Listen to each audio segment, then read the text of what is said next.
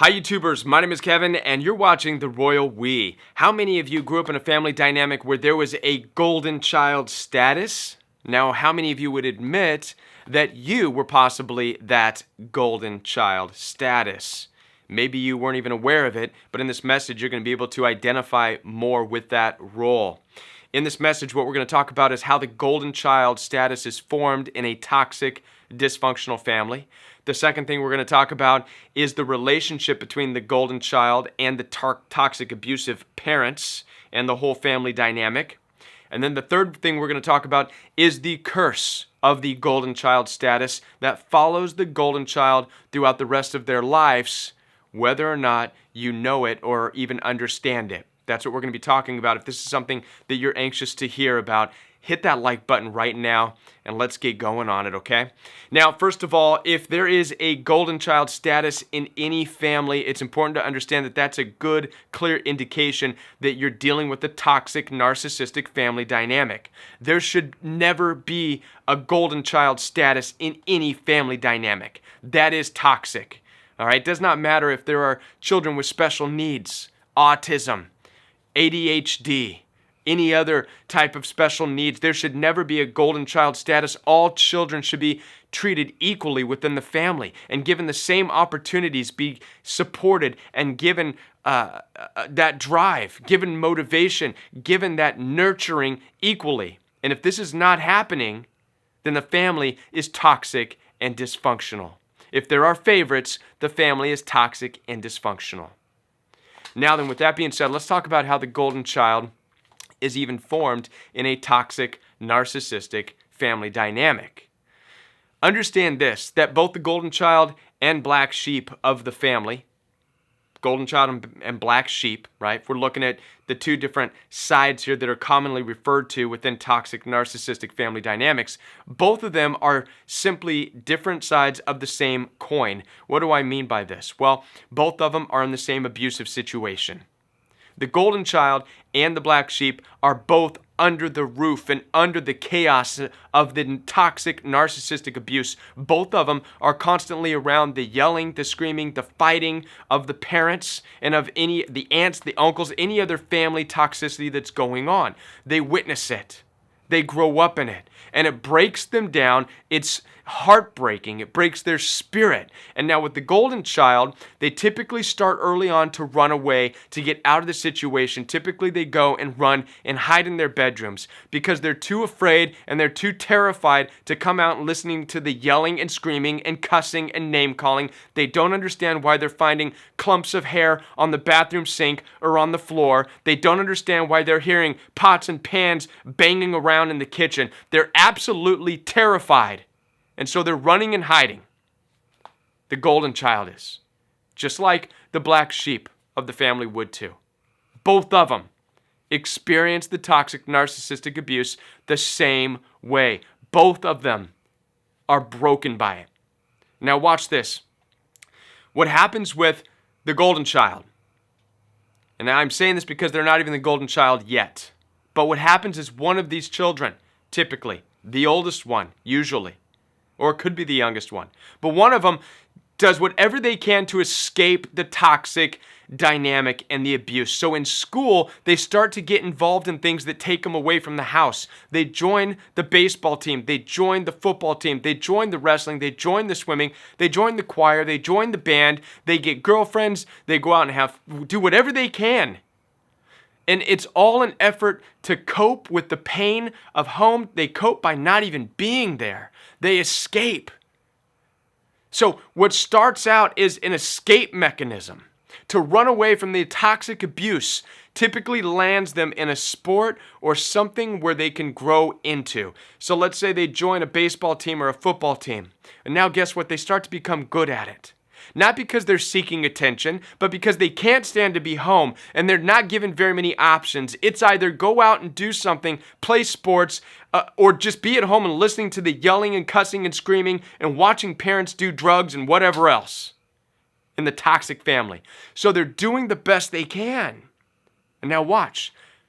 They start to get really good at something or lots of things. It's not uncommon that these children early on learn to burn the candles at every end possible.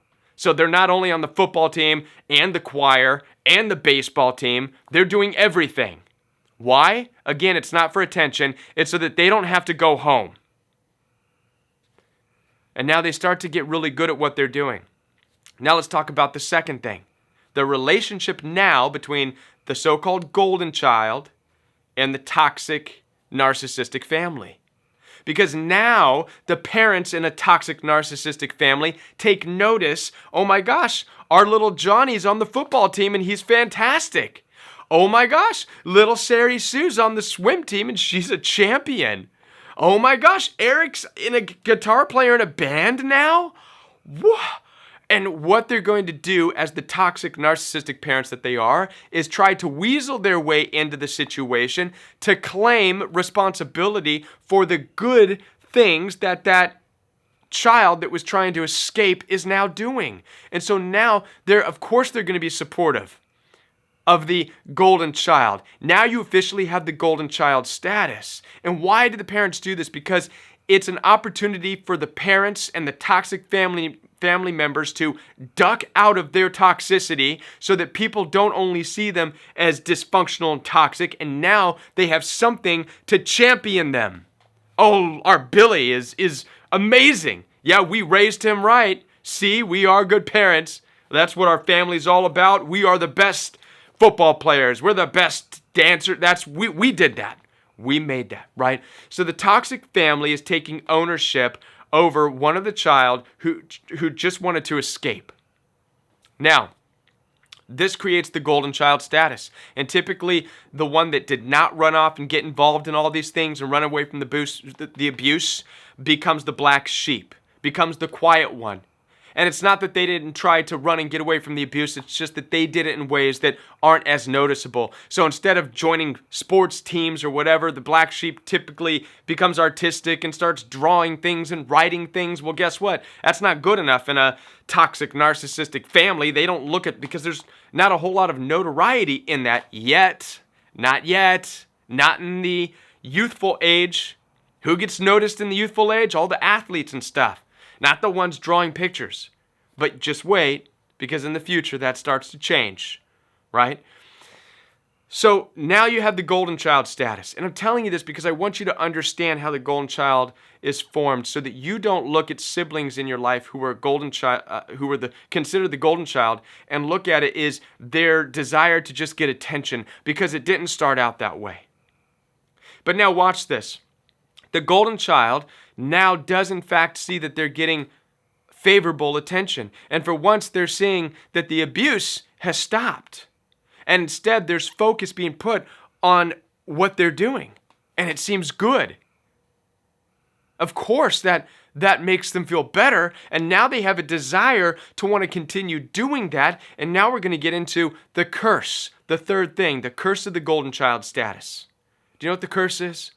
The curse is now that golden child feels like their life only matters if they are constantly performing and doing something good.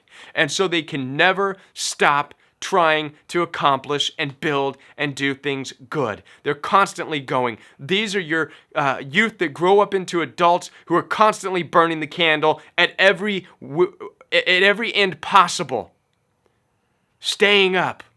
And what you'll find out about these people is they're hardly ever present in the moment. They're constantly mulching forward, trying to accomplish, trying to do stuff. Why?